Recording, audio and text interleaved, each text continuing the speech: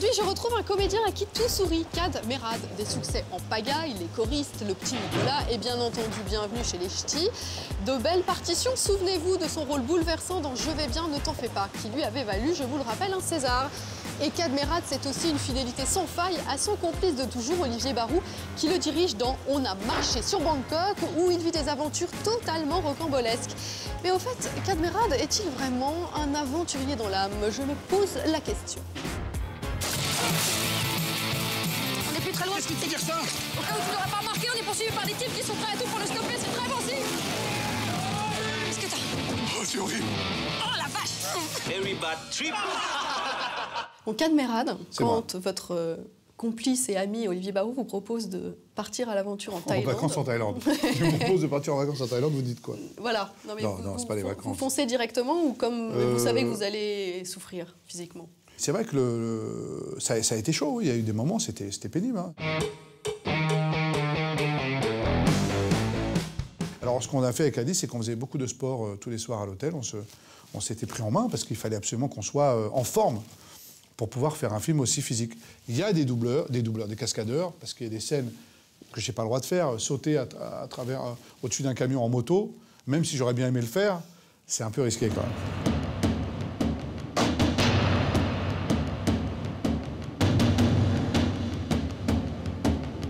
Ah, c'est physique? Non, non.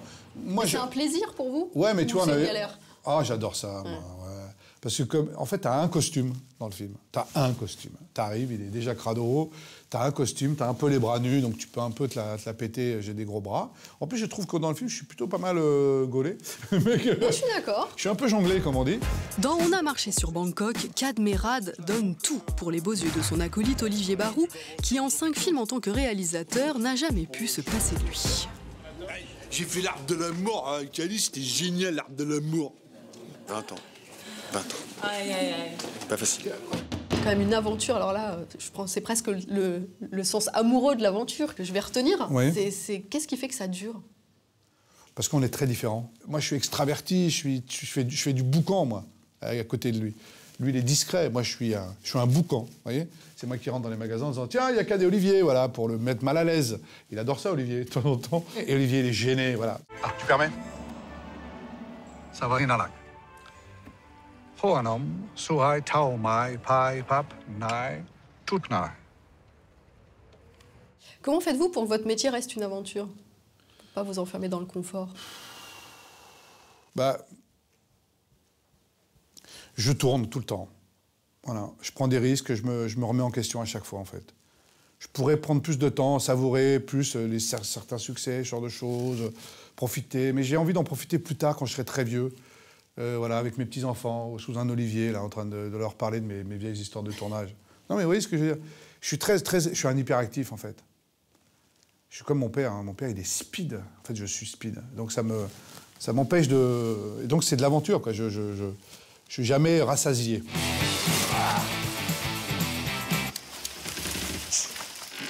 Oh non,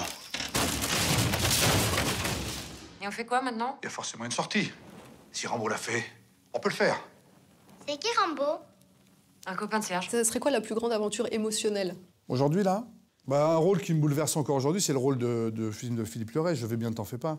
Parce que à partir du moment où il m'a raconté cette histoire et que je savais que j'allais faire ce personnage, j'ai été bouleversé de bout en bout. Et quand j'en parle encore aujourd'hui, je suis bouleversé par cette histoire. Et puis les gens ont vachement aimé le film, et puis les gens m'en parlent beaucoup. Mais c'est un très beau film. Hein. Ça, c'est assez...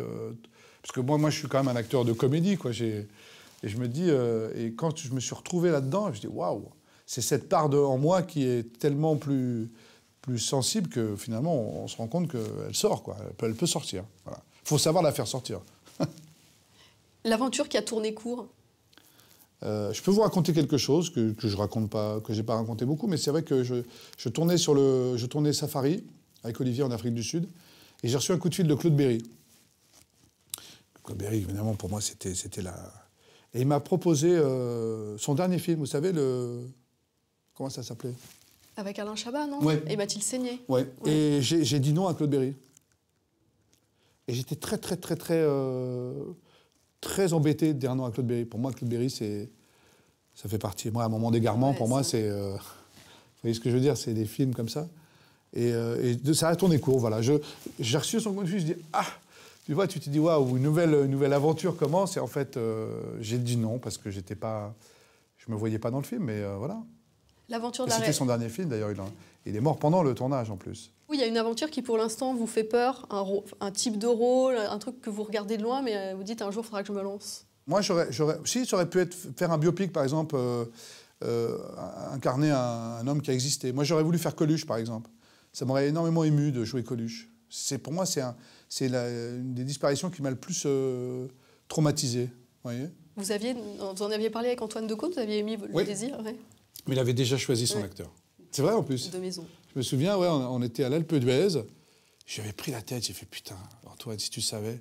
Il m'a fait pourquoi tu me l'as pas dit avant? Je dis mais je sais pas parce que j'y ai pas pensé. Mais non j'ai pas de. Je vous dis un biopic, le truc qui me donne, mais je ne sais pas qui. La vie peut-être d'un homme politique ou d'un truc où je vais travailler différemment, où je vais peut-être travailler plus dans la documentation. Ça m'intéresserait d'aller carrément essayer de choper des infos. Je l'ai fait un petit peu, parce que j'étais en train de me souvenir. Sur l'Immortel? Non, sur le film qui va sortir au mois de janvier, qui s'appelle Disparu en hiver. C'est un film que j'ai fait, c'est un film très noir, très sombre, vraiment pas du tout une comédie. Et c'est un film où il fallait que je joue un ancien flic qui est devenu recouvreur de dettes. Ces types qui vont chez vous pour vous dire vous devez 250 € au Crédit Lyonnais. On vous envoie comme un peu au charbon, au risque de se prendre un coup de couteau. Et j'ai dû... C'était le métier du père du réalisateur. Et je suis allé voir son père. Et j'ai fait ce travail-là. Et ça m'a plu. J'ai pris l'apéro avec le père du réalisateur dans un petit pavillon de banlieue, un peu au fin fond de la banlieue. Et il m'a raconté sa vie. Et je m'en suis servi, je ne sais pas en tout cas.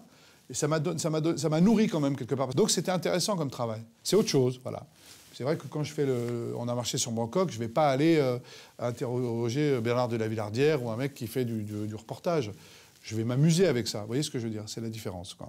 Pour son retour au drame, Kad Merad a fait confiance à un réalisateur peu connu du grand public, Christophe Lamotte.